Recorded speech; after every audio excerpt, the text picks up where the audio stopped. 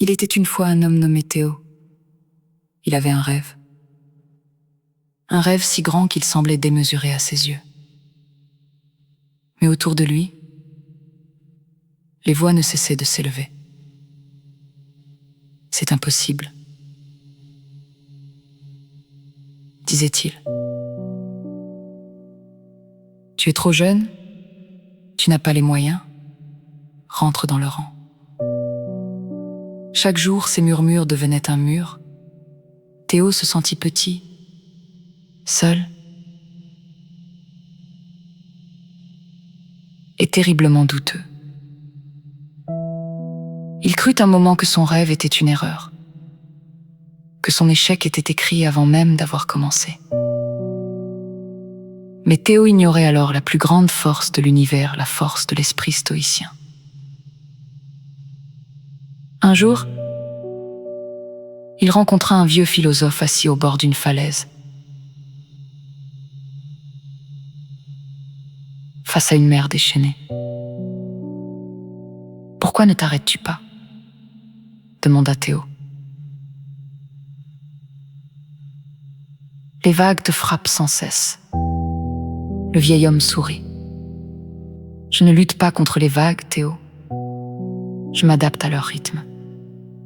Je ne contrôle pas la tempête, je contrôle ma barque. » C'est là que Théo apprit la première leçon. La dichotomie du contrôle. Le monde extérieur, les critiques, les doutes des autres, l'argent, la gloire, tout cela est hors de sa portée.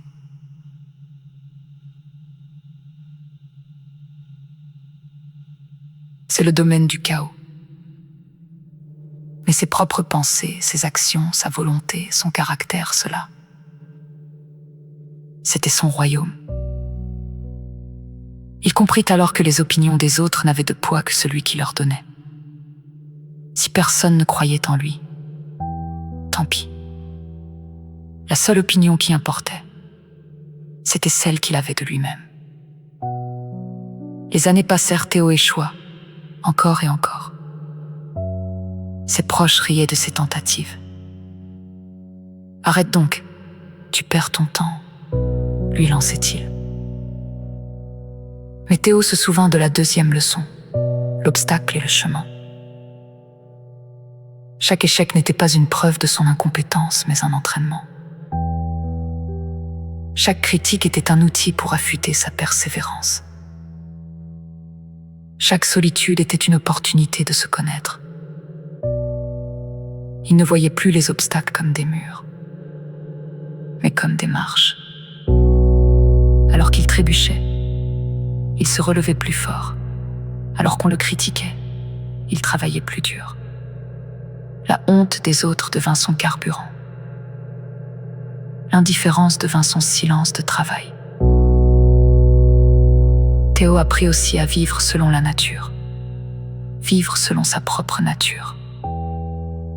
C'était suivre sa raison, sa passion, sa vérité intérieure. Même si cela allait à l'encontre de la foule suit le courant, le sage suit sa boussole. Il arrêta de chercher à plaire. Il arrêta de chercher la validation. Il réalisa que le succès ne se mesure pas aux applaudissements, mais à la paix intérieure. Il travaillait tard, seul, dans le silence. Personne ne l'applaudissait, mais il était fier de l'homme qu'il devenait. Pour ne jamais être détruit par la peur, Théo pratiquait la visualisation négative. Chaque matin, il fermait les yeux et imaginait le pire, qu'il perde tout, qu'on se moque de lui, qu'il finisse dans la misère. Et à chaque fois, il se rendait compte qu'il survivrait. Cette pratique le rendait invincible. Si le pire arrivait, il était prêt. Si le pire n'arrivait pas, il était reconnaissant. Il n'avait plus peur de l'échec, car il avait déjà accepté. La peur de ne pas réussir avait disparu, remplacée par la détermination de réussir, peu importe le prix. Le succès arriva, mais pas comme il imaginait. Il n'y eut pas de foule, pas de caméra. Juste une vie remplie de sens. Théo comprit la 5e leçon. La vertu est le seul bien. La richesse, la renommée, l'admiration des autres, tout cela est fragile. Peut-être qu'un jour, tout partira. Mais le courage, la sagesse, la justice, la tempérance, ces vertus sont à l'abri. Il réalisa qu'il avait réussi sa vie non pas parce que le monde croyait en lui, mais parce qu'il avait cru en sa propre vertu. Il n'avait pas besoin que le monde valide sa valeur. Il savait qui il était. Enfin, Théo se souvint de Memento Mori. Souviens-toi que tu vas mourir. Cette pensée ne le terrifiait pas. Elle le libérait. Si sa vie était courte, pourquoi perdre du temps à chercher l'approbation de ceux qui ne le comprendraient jamais? Pourquoi s'inquiéter de ce que diront les autres après sa mort?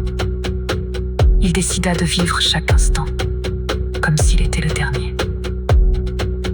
Il travailla avec passion. Il aida sans attendre de retour. Il aimait sans condition.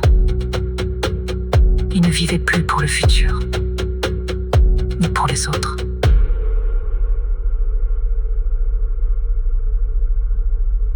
Il vivait pour l'ici et maintenant. Alors, la question que je vous pose aujourd'hui, et vous, comment appliquez-vous le stoïcisme dans votre vie? Dites-le moi en commentaire. Et si cette vidéo vous a plu, likez, partagez.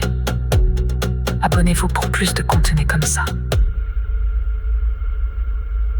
À la prochaine et restez stoïque.